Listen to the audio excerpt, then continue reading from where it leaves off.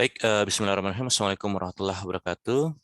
Pada kesempatan kali ini kita akan membahas tentang lighting and shading ya.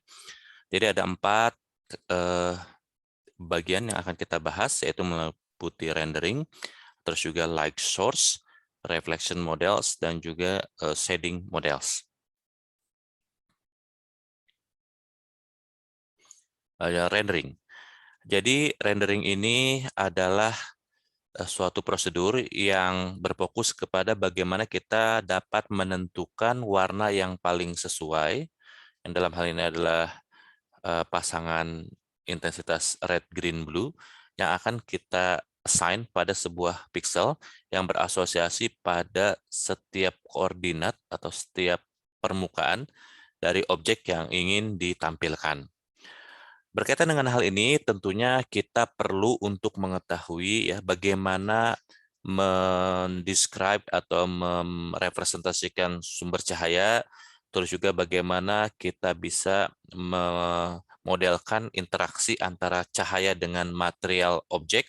Di sini ada yang disebut sebagai reflection models. Terus juga bagaimana kita mengkalkulasi intensitas dari cahaya ya yang untuk kemudian diterima oleh viewers, oleh si observer yang melihat gitu ya. Baik. Model for lighting. Jadi tentunya terkait dengan bagaimana memodelkan sistem pencahayaan ini, kita hanya akan berfokus kepada cahaya yang memang akan diterima oleh viewers, oleh mata viewers, yang dilihat oleh viewers.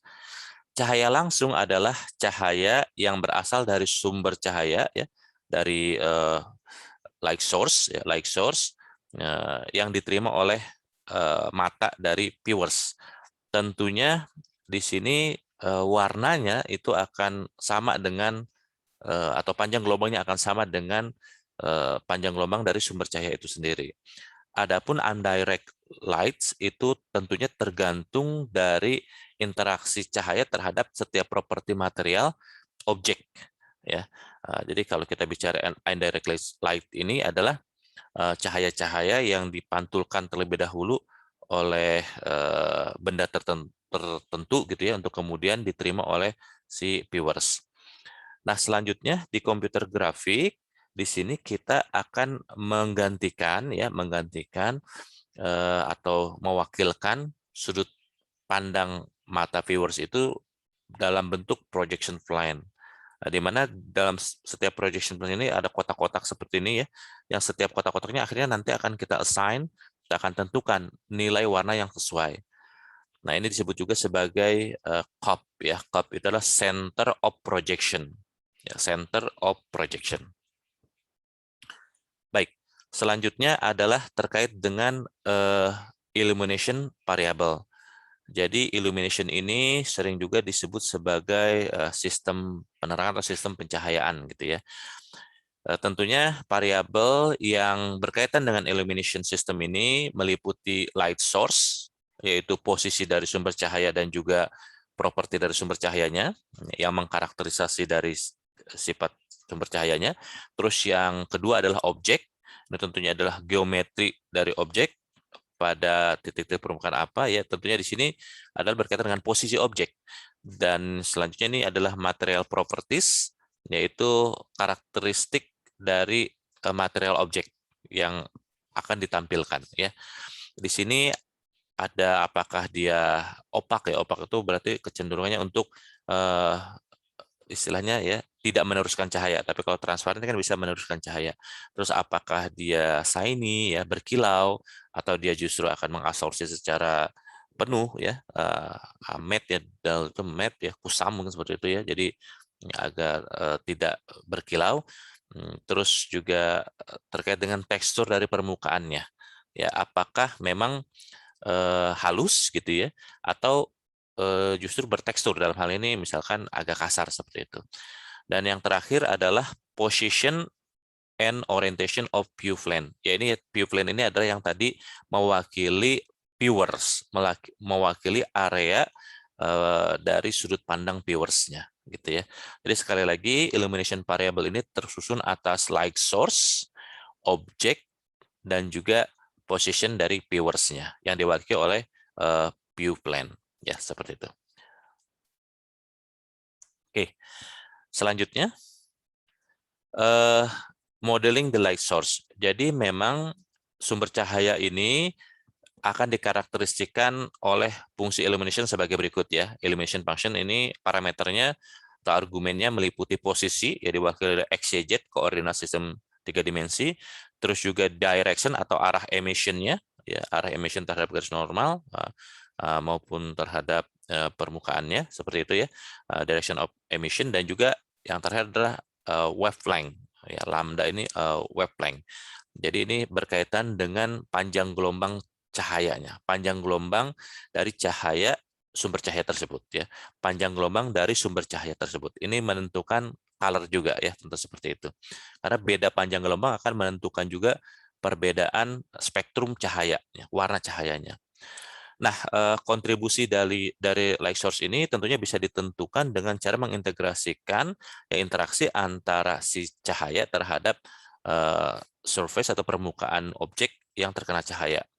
Nah, untuk mendukung real time computation itu tentunya lebih mudah jika kita aproksimasi sumber cahaya itu sebagai sehimpunan atau beberapa titik sumber cahaya atau cahaya berbentuk titik gitu ya. Oke.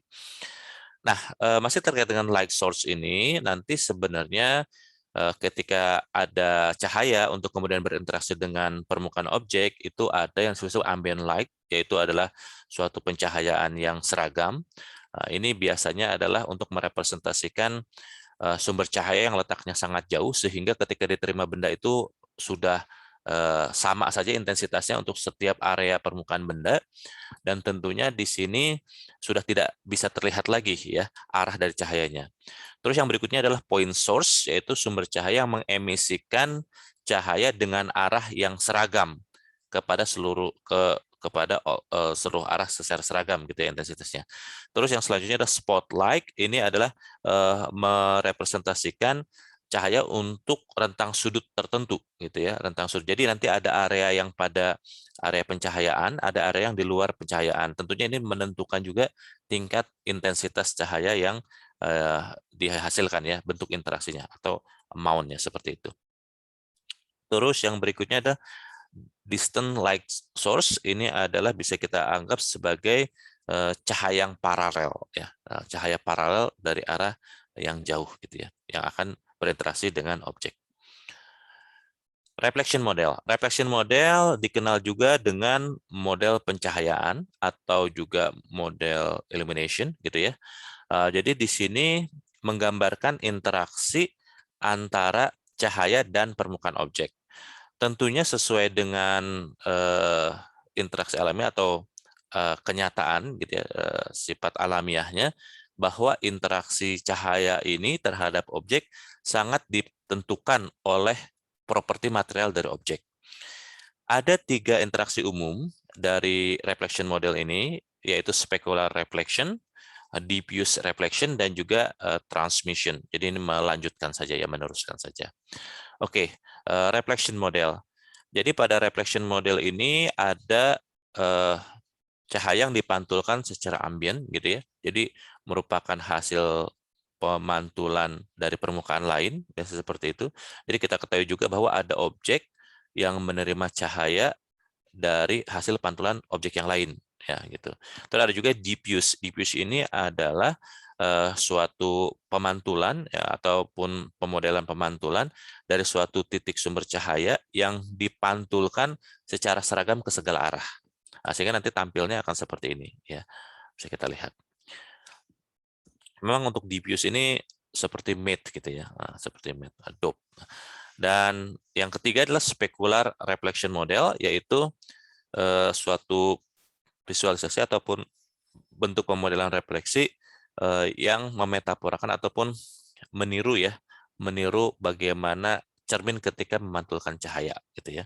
Jadi ada cahaya, ada objek ya menerima cahaya ya, sinar dari cahaya tertentu, sumber cahaya tertentu, dan ini direfleksikan ada area berkilaunya bisa seperti itu ya, atau ya seperti bagaimana cermin memantulkan cahaya. Oke, Pong reflection model. Jadi ada salah satu teknik untuk memodelkan reflection ini yang kita sebut sebagai teknik Pong. Jadi Pong elimination model ini termasuk kepada kategori local elimination model, ya, yang secara umum ya merupakan pemodelan yang empirik, ya, yang empirik. Tapi memang di sini keunggulannya adalah relatif cepat komputasinya dan bisa memberikan hasil yang ya secara tampilan ya cukup realistis lah seperti itu ya. Jadi pada Pong model ini ya cahaya yang datang kepada permukaan objek itu bisa direfleksikan dengan dua cara. Yang pertama adalah diffuse reflection. Jadi pada diffuse reflection itu cahaya datang kepada permukaan akan dipantulkan pada suatu permukaan ya secara merata ke segala arah dan dilemahkan dengan jumlah ataupun proporsi yang tergantung dari sifat material fisik permukaan itu sendiri. Nah, karena cahaya dipantulkan secara merata ke segala arah, maka sistem pantulannya ataupun dalam hal adalah intensitas pantulannya akan tidak bergantung pada posisi pengamat. Ya, jadi refleksi diffuse ini membuatkan sifat pemantulan cahaya dari permukaan yang kusam ya, yang matte gitu ya, yang dope mungkin seperti itu. Adapun specular reflection adalah suatu teknik penggambaran perilaku pemantulan cahaya pada cahaya yang dipantulkan pada area sinar pantul dan dilemahkan oleh jumlah yang tergantung pada sifat fisik permukaannya. Nah, karena cahaya yang dipantulkan dari permukaan terutama dalam arah sinar pantul ini tentunya posisinya akan berubah tergantung dari sisi viewernya, maka refleksi spekular ini akan memodelkan pantulan cahaya dari permukaan yang mengkilap atau seperti cermin tapi bergantung kepada posisi viewernya itu. Jadi bisa berubah titik spekularitinya. Oke, selanjutnya jadi Pong reflection model ini merupakan local elimination model ya tadi disebut seperti itu yang hanya mencakup kontribusi dari komponen diffuse dan spekular. Nah, akibatnya nanti ada kelemahan besar yaitu permukaan yang tidak terkena pencahayaan gitu ya di atasnya tidak akan memantulkan cahaya sehingga akan terlihat hitam ya. Nah, tentunya ini tidak sesuai dengan realistis. Realitanya tidak seperti itu kan, kenyataannya tidak seperti itu.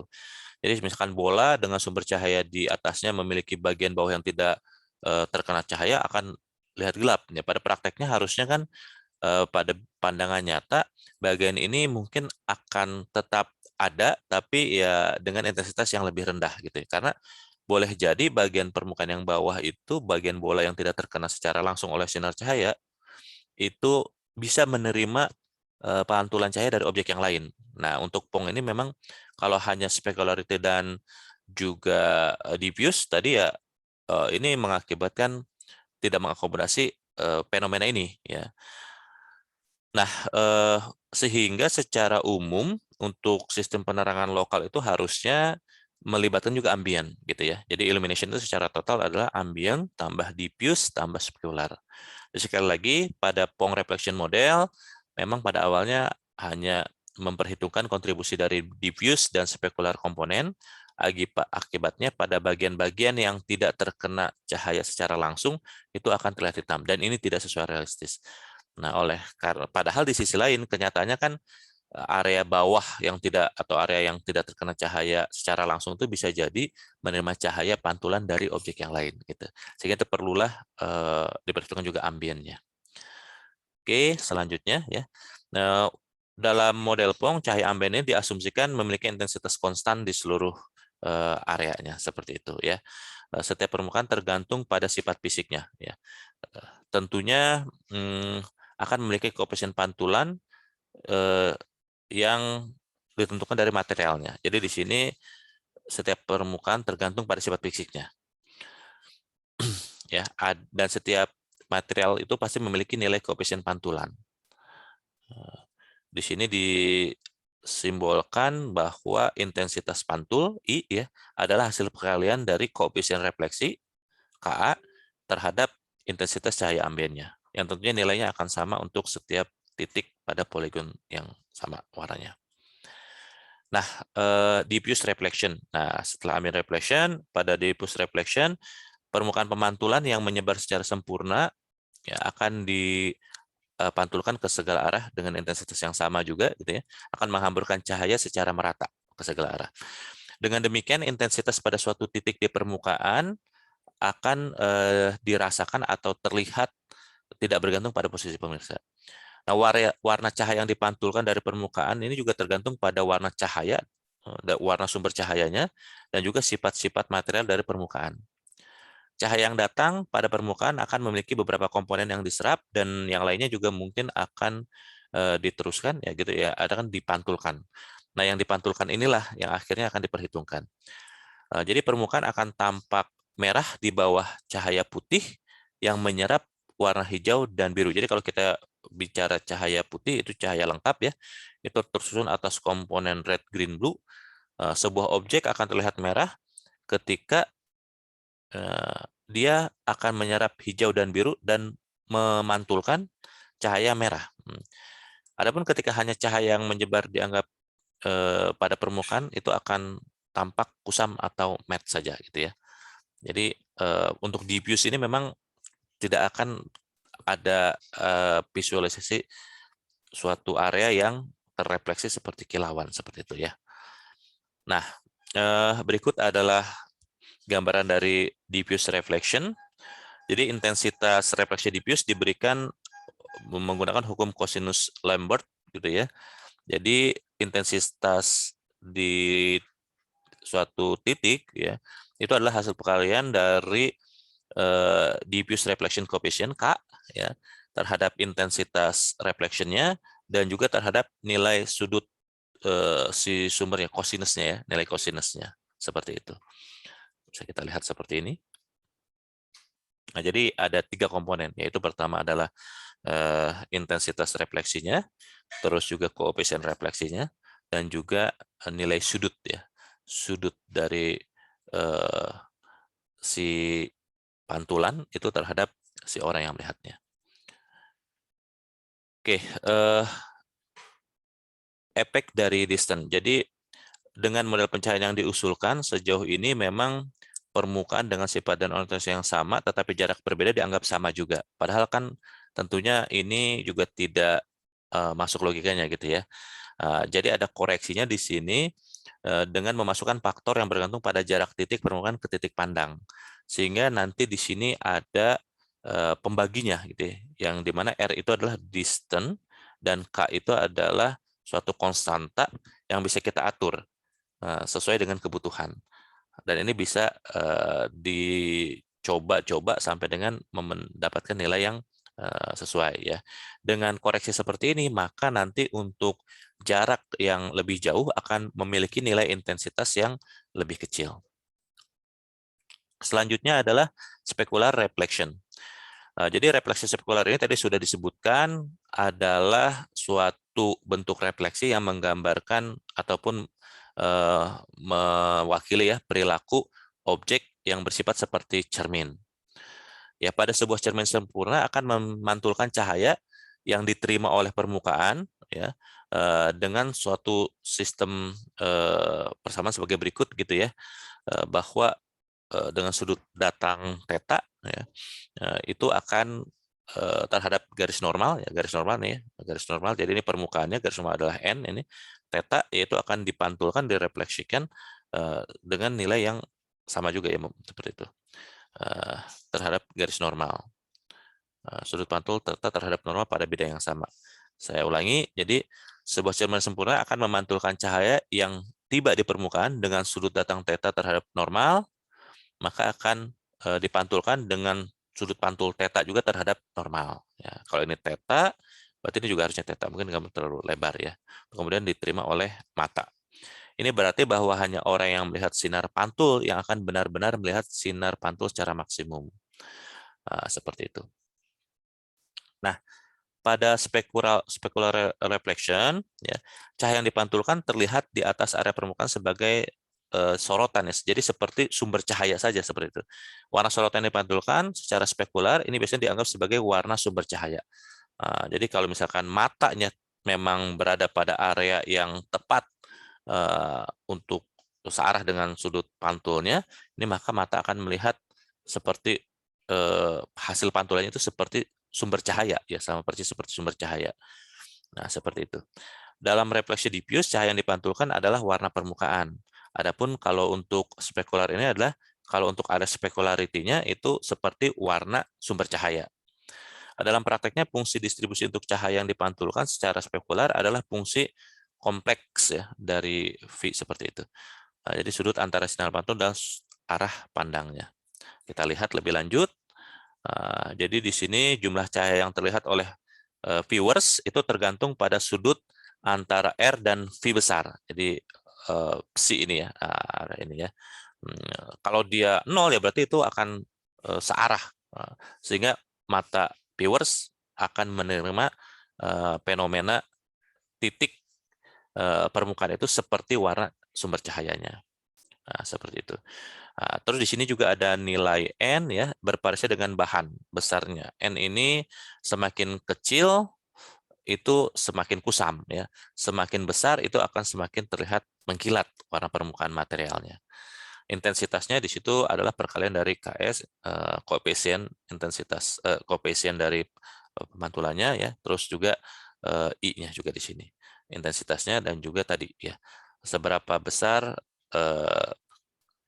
istilahnya di sini adalah arah ya, atau arah yang terbentuk ya, sudut yang terbentuk antara titik pantul terhadap viewers, sudut viewersnya. Kalau sama ya berarti akan maksimum. Karena cos 0 itu kan 1 ya, cos 0 itu 1. Kalau ininya 0 ya berarti maksimum. Adapun N ini adalah bervariasi nilainya tergantung dari materialnya. Semakin besar itu berarti tingkat kemengkilatannya semakin tinggi, semakin kecil ya berarti dia semakin kusam gitu ya. Ini disebutkan juga V ini direction dari viewernya, ya direction viewernya, R ini arah pemantulannya, N sudut normal, N besar ya, ini garis normal, tegak lurus terhadap permukaan, terus juga L ini ada direction dari cahaya datang gitu ya, terus juga I ini intensitas dari incident light-nya, seberapa besar cahaya yang dipantulkan, K ini adalah specular reflection coefficient, dan IS ini adalah intensitas reflection-nya. Seperti ini ya. Oke, selanjutnya. Nah, dalam pemantulan spekular sempurna, cahaya yang dipantulkan sepanjang arah simetris dengan cahaya yang masuk gitu ya. Simetris. Terus dalam prakteknya cahaya dipantulkan dalam sudut kecil dari arah pemantulan sempurna. Jadi intensitas pemantulan berkurang di bagian luar kerucut. Jadi yang maksimum itu adalah area yang kerucut sini ya. Ini adalah area-area yang bisa melihat specularity ya. Titik kalau. Ini memberikan sorotan sempit untuk permukaan mengkilap dan sorotan luas untuk permukaan kusam. Jadi nanti pastinya karena area specularity atau mengkilatnya hanya segini, ya ini berupa titik atau area yang kecil. Adapun ini kan sudutnya yang lebih besar ya, di luar dari kerucutnya, berarti itu menjadikan nanti pas ditampilkan area yang kusam atau area yang tidak mengkilatnya itu akan lebih besar.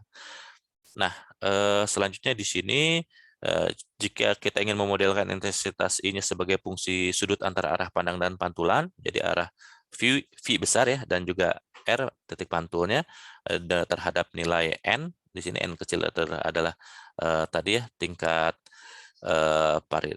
variasi nilai istilahnya shininess itu bisa kita anggap sebagai tingkat kemengkilatannya gitu ya, tingkat kemengkilatannya N kecil. Nah, tentunya kita bisa hasilkan kurva yang sebagai berikut.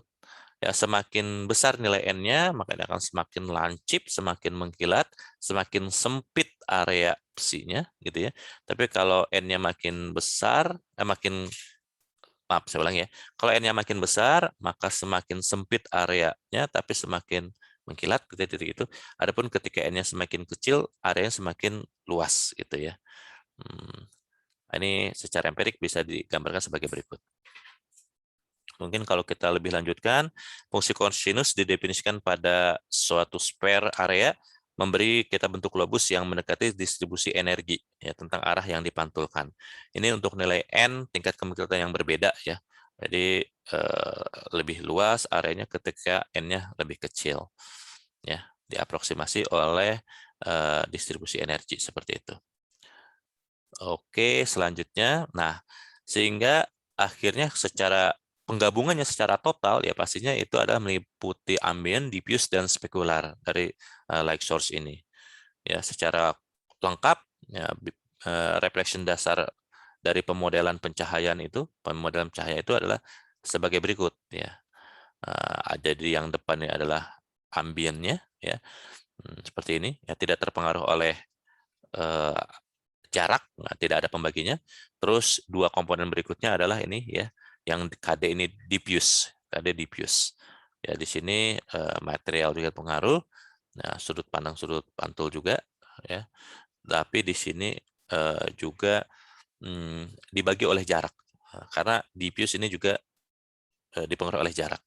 Terus spekular juga demikian ya. Kalau spekular ini ya yang menentukan adalah sudut pantulnya dan juga sudut dari si viewersnya seperti itu.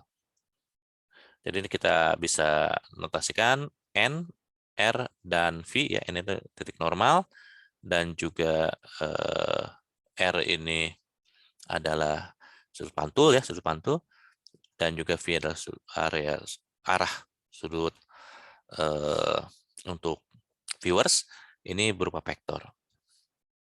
Oke, seperti itu ya. Ini gabungannya ya. Jadi intensitas totalnya adalah ambient, terus juga diffuse, dan juga spekular. Oke, selanjutnya. Untuk menangani warna, ya, pendekatan yang bisa dilakukan adalah memperlakukan sorotan spekular sebagai warna yang sama dengan sumber cahaya. Jadi ingat ya, warna spekularity itu tadi sama seperti sumber cahaya. Adapun untuk yang diffuse tadi sama seperti warna objek seperti itu. Adapun untuk warna objek dengan memperlukan koefisien refleksi ambien dan diffuse sebagai komponen merah, hijau, dan biru. Oleh karena itu, sinyal merah, hijau, dan biru yang menggerakkan layar dihasilkan sebagai berikut. Nah, bisa kita lihat di sini. Ya, jadi kalau kita lihat ini RGB-nya, ya tentunya bisa dinyatakan juga sebagai berikut. Nah, ya untuk komponen red, komponen green, dan komponen blue. Ya. Untuk titik-titik spekular nanti pastinya adalah sama seperti warna cahayanya itu sendiri. Oke, sehingga kalau kita simpulkan nih, teknik pencahayaan, teknik refleksi untuk PONG ini, bahwa sumber cahaya biasanya dianggap sebagai sumber titik ya, yang terletak sangat jauh. Oleh karena itu, sudut antara cahaya datang dan normal ke permukaan planar adalah konstan di atas permukaan planar. Selanjutnya adalah viewers diasumsikan atau diposisikan pada jarak tak hingga. Maka sudut antara arah pandang dan sinar pantul juga bersifat konstan terhadap permukaan planar. Terus diffuse dan spekular ini dimodelkan sebagai komponen lokal. Jadi hasilnya empiris digunakan untuk memodelkan distribusi dari komponen spekular dan juga komponen diffuse ya untuk menghitung nilai cahaya totalnya pada vektor refleksi. Warna istilah spekular diasumsikan sebagai warna dari sumber cahaya penerangan global dan dimodelkan sebagai istilah ambien konstan. Adapun penerangan global dimodelkan sebagai istilah ambien konstan. Nah, memang pada PONG model ini belum menghandle shadows gitu ya. Terus juga koefisien refleksi diffuse ini bergantung pada panjang gelombang. Tapi itu akan dilakukan sampel secara masing-masing terhadap 3 warna primer. Selanjutnya koefisien refleksi spekular dimodalkan sebagai konstanta, tetapi memang sebenarnya tergantung juga pada sudut pandang. Jadi itu ya. Oke, selanjutnya kita bahas tentang local shading models. Jadi shading ini terkait dengan penentuan apakah sebuah objek itu akan terlihat gelap atau terlihat seperti warna aslinya gitu ya, atau sistem bayangan, pembentukan bayangan seperti itu ya. Jadi teknik shading lokal ini memberikan cara untuk menentukan intensitas dan warna suatu titik pada permukaan. Tentunya di sini tidak memerlukan pengetahuan tentang seluruh area ya, jadi bisa bersifat diperhitungkan secara lokal, terfokus pada bagian permukaan yang memang akan dihitung shadingnya saja. Bisa kita asumsikan bisa diterapkan perhitungan pada titik tertentu di permukaan memiliki vektor normal untuk titik tersebut. Nah, ada beberapa konsep ya untuk shading. Yang pertama adalah flat shading. Jadi pada plate shading ini akan menghitung bayangan pada perwakilan titik dan kemudian akan digunakan ke seluruh poligon secara merata gitu ya. Ini terutama untuk poligon datar. Pada penentuan ini nilai n-nya itu akan konstan ya. Tadi kan kita n itu adalah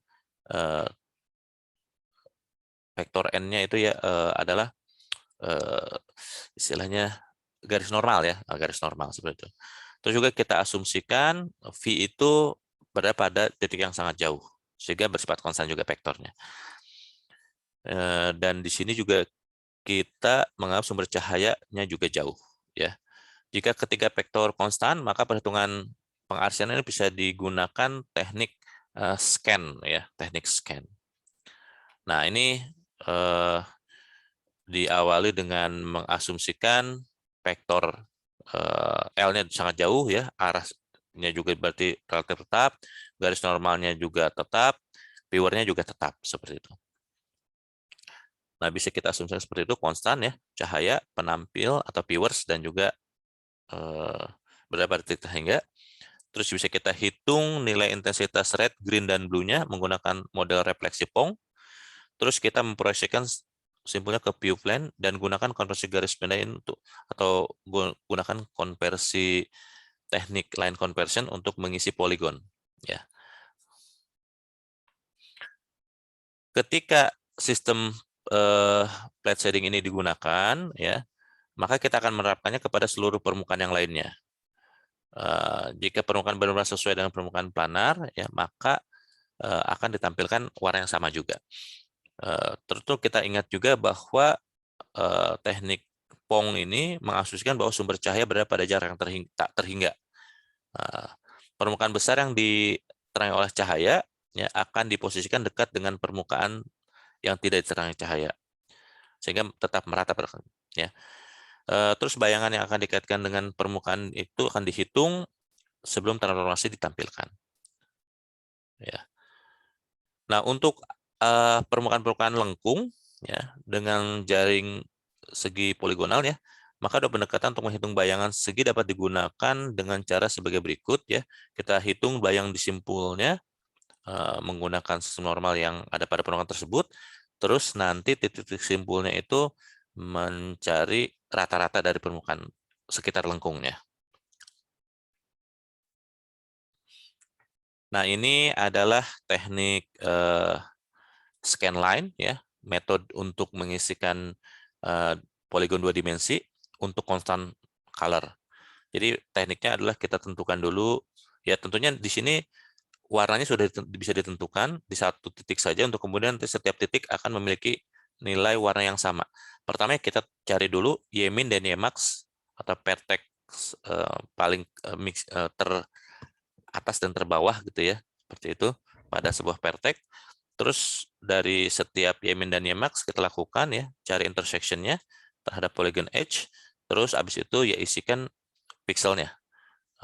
Di antara intersection itu menggunakan warna yang sudah dispesifikasikan.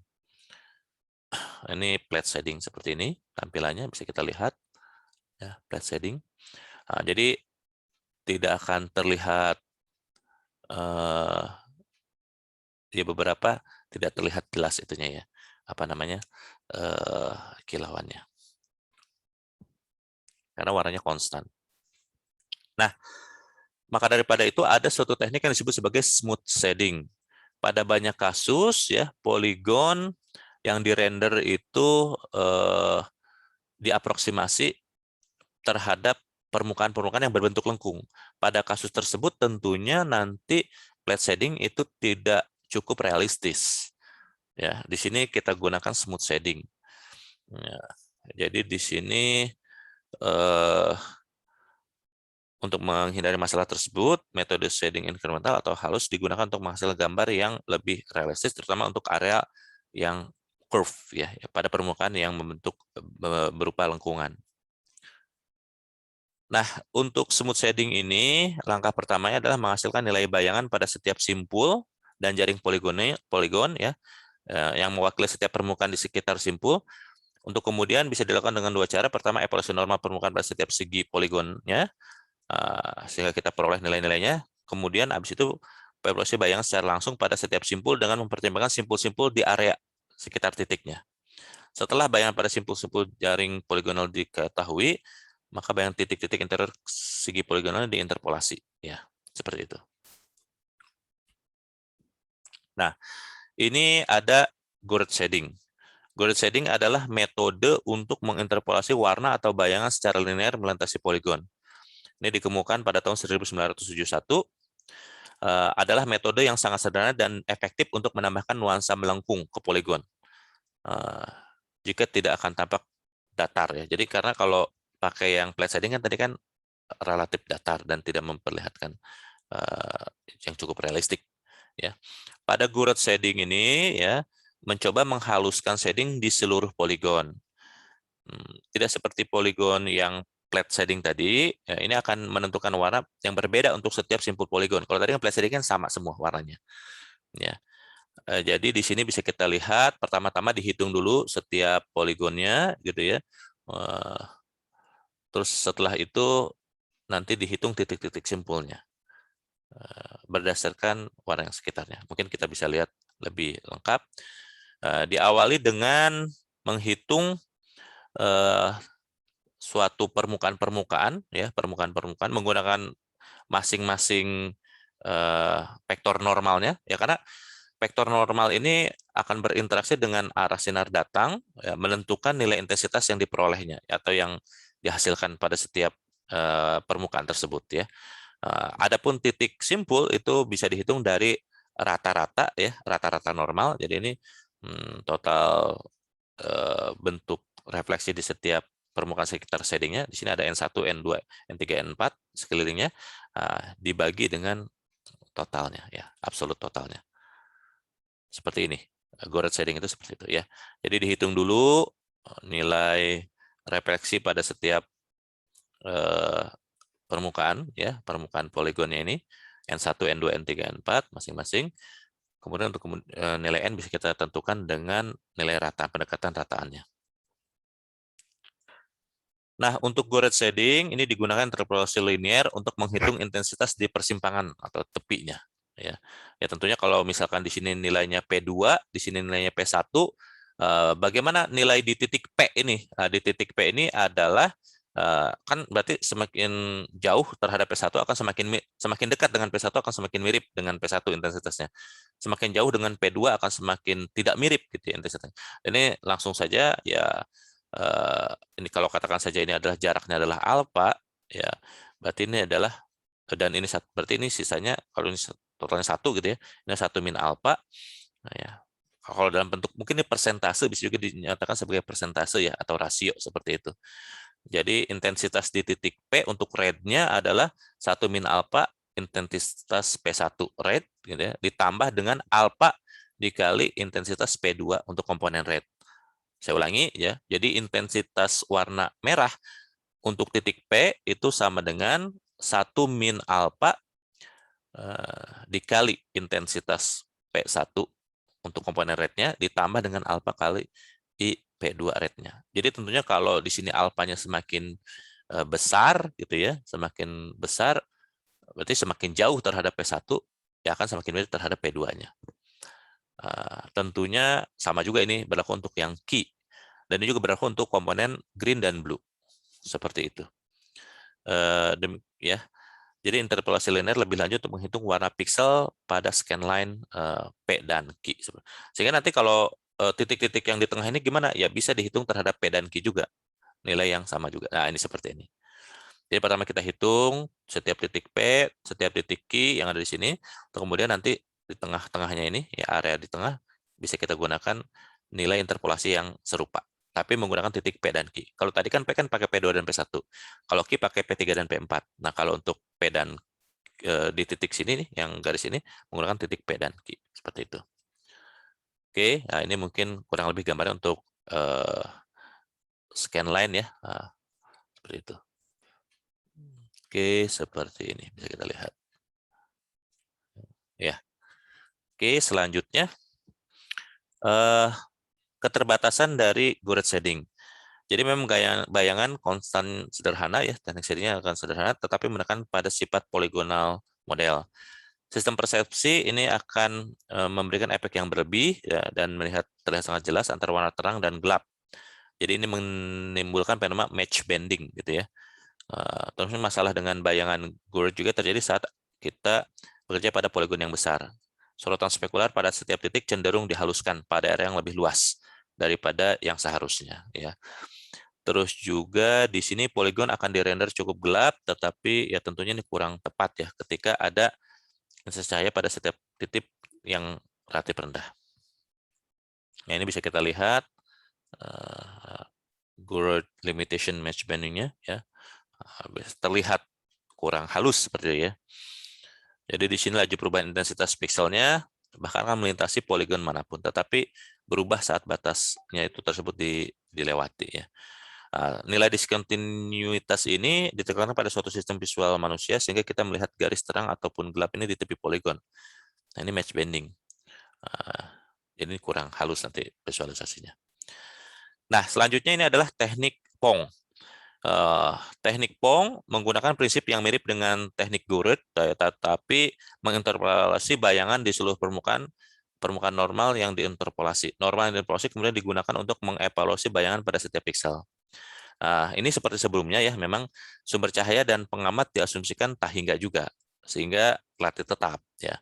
Persama vektornya ya, arah vektornya. Terus persamaan untuk normal juga diinterpolasi mirip dengan Gouraud, tapi setiap komponen dari normal harus diinterpolasi dan vektor dinormalisasi kembali setiap langkah interpolasinya. Ini bisa kita lihat seperti ini. Ya, ini menggunakan normalisasi. Kalau yang tadi kan Gouraud itu dari sudut datang ya intensitasnya. Ya, kalau ini menggunakan normalnya seperti itu. Komponen N di sini. Ya. Oke. Pong shading ini menginformasi normal pada setiap pixel, kemudian menerapkan model refleksi pada setiap pixel untuk menghitung intensitas red, green, blue-nya. Sama nih menggunakan teknik scan juga seperti itu ya. Setiap pixel memiliki kecerahan yang dihitung menggunakan vektor normal yang diinterpolasi ya. Kalau tadi kan langsung pakai intensitasnya aja. Kalau di sini adalah nilai normalnya. Jadi yang sudah berupa interaksi si intensitas cahaya terhadap objek permukaan objeknya itu ya. Untuk pixel pada setiap poligon ya, fraksi cahaya dari sumber cahaya akan dipantulkan. Dan ini berupa hasil kali produk dari N dan I ya, normalnya itu ya. Seperti contoh ini. Jadi fungsi perkalian produk ini menggambarkan nilai dalam rentang 1 hingga -1, dan tentunya kita tahu tidak ada cahaya negatif, jadi nilai 0 itu kurang daripada 0 kita nyatakan sebagai 0 gitu ya. Nah, kalau kita mengalihkan nilai ini dengan kecerahan, maka kita akan memiliki nilai kecerahan yang tepat untuk setiap pixel tersebut. Nah, ini bisa kita lihat ya, antara Gouraud dengan Pong. Jadi di sini di Gouraud itu tidak ada specularity-nya. Tapi kalau di Pong sudah cukup baik. Seperti ini. Karena kalau tadi ini hanya intensitas terhadap, kalau ini menggunakan vektor normal ya. Oke. Kalau kita perbandingkan ya, keuntungan utama dari teknik Pong adalah terhadap Gouraud ya. Ini bahwa adanya bisa memvisualisasikan specularity ya. Lebih akurat. Kalau tadi itu relatif lebih menyebar gitu ya. Jadi tidak jelas. Terus jadi lebih tajam spekulasinya. Terus juga adalah biaya ini juga secara substansial berlaku gitu ya, lebih baik. Terus juga tapi memang ada batasan untuk Gouraud dan Pong ini. Pada prakteknya beberapa penyederhanaan dibuat untuk efisiensi komputasi. Nah, ini plate, Gouraud, and shading ya, digabungkan. Pada akhirnya harus digabungkan. Oke, kita bisa simpulkan. Tentunya di sini kita tahu untuk menghasilkan suatu shading yang seperti nyata, benar-benar nyata, yaitu memang sangat mahal komputasinya ya untuk menghitung intensitas ini. Karena memang pixel per pixel. Tentunya maka perlu ada suatu metode yang digunakan untuk tetap bisa mirip dengan teknik shading nyata ya, tapi dengan efisiensi komputasi yang baik. Ya, tadi disebutkan ada pad shading, ada Gouraud shading, ada Pong shading gitu ya. Nah, Gouraud shading ini perkiranya dibuat dari normal pada setiap simpul poligon ya, dan kemudian menghitung rata-rata normal semua poligon sekitarnya. Itu yang Gouraud. Kalau yang tadi ya constant shading itu memperhitungkan refleksi yang hanya satu titik kemudian langsung disebarkan kepada yang lain secara sama gitu ya. Ya kalau yang constant shading ini memang tidak terlihat efek tiga dimensinya ya. Kalau Gouraud shading ini tadi kekurangannya adalah kurang tepat ya, kurang presisi untuk menggambarkan specularity point-nya. Kalau Pong shading mirip seperti Gouraud ya, tapi menggunakan normal estimasi sehingga ini lebih baik untuk memvisualisasikan titik specularity yang tadi seperti itu ya. Terima kasih. Baik, demikian saja pada pertemuan kita kali ini. Saya akhiri. Assalamualaikum warahmatullahi wabarakatuh.